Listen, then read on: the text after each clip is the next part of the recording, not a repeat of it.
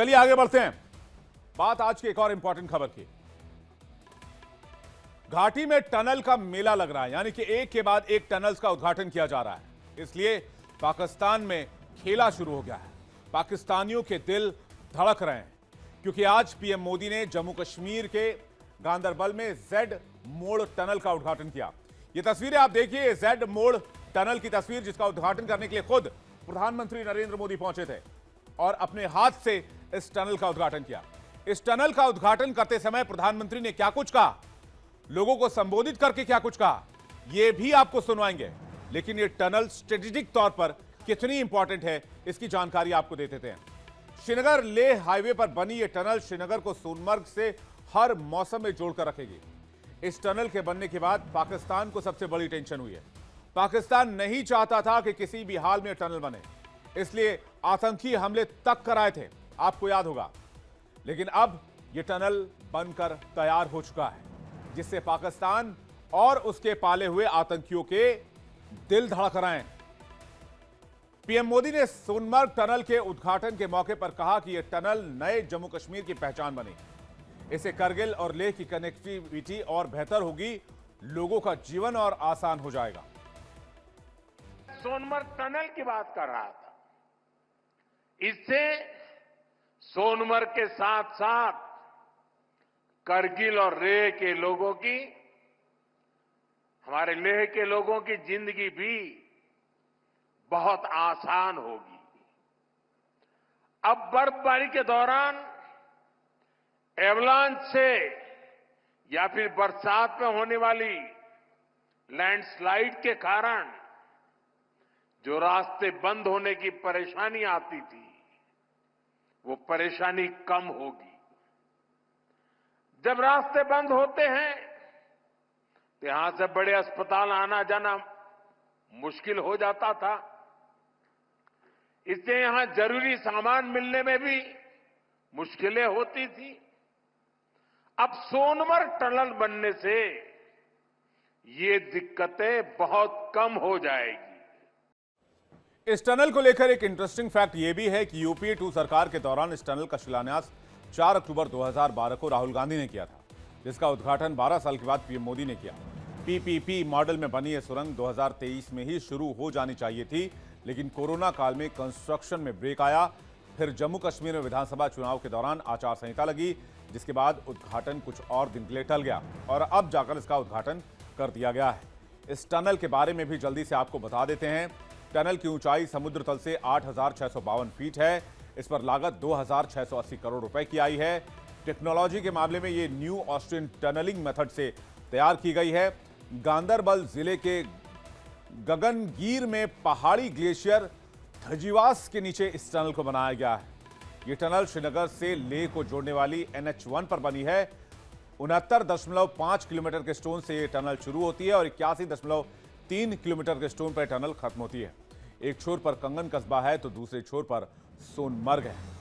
दरअसल टनल बनाई इसलिए गई है क्योंकि सर्दियों में यह हिस्सा बर्फबारी और हिमस्खलन की वजह से बंद हो जाता है, लेकिन अब टनल के खुल जाने से हर मौसम में लद्दाख से कनेक्टिविटी बनी रहेगी, जो स्ट्रेटेजिक तौर पर भी बहुत फायदेमंद साबित होगी। Tunnel new Austrian tunnelling method से बनी है। इस प्रोसेस में टनल को खोदने के साथ साथ ही उसका मलबा भी निकाला जाता है। जैसे जैसे मलबा निकालकर अंदर की ओर रास्ता बनता है, वैसे ही टनल वॉल भी तैयार किया जाता है। इससे पहाड़ों के दरकने का खतरा कम हो जाता है। NATM तकनीक में टनल का काम शुरू होने से पहले पहाड़, उसके आसपास की जलवायु, मिट्टी की जांच की जाती है।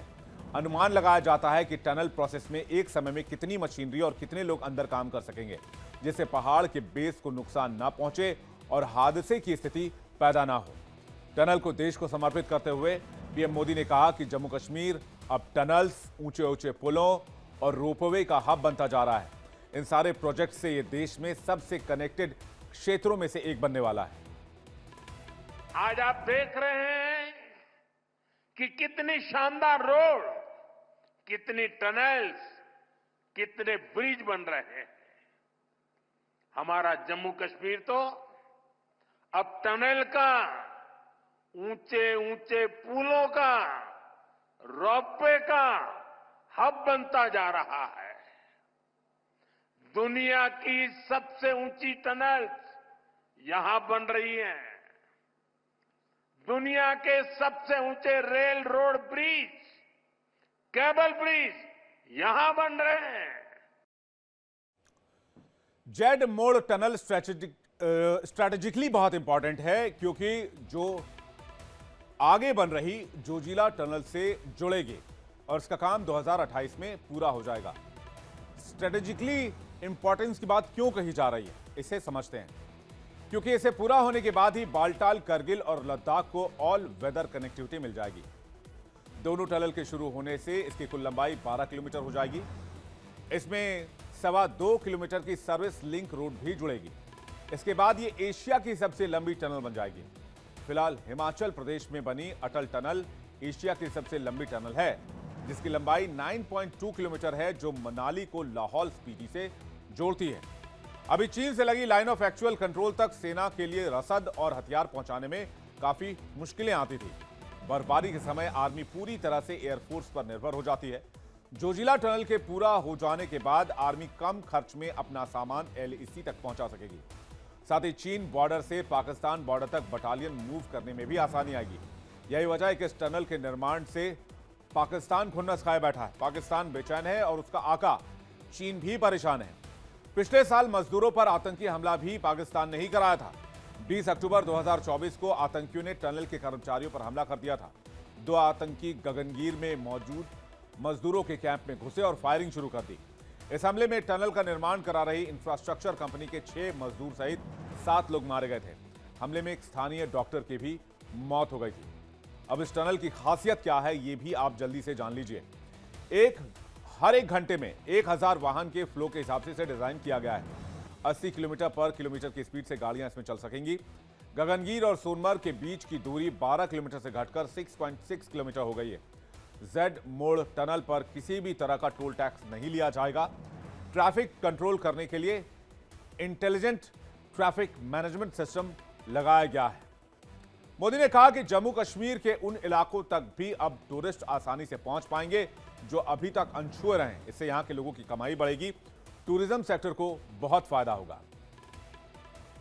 साथियों, 21वीं सदी का जम्मू कश्मीर आज विकास की नई गाथा लिख रहा है।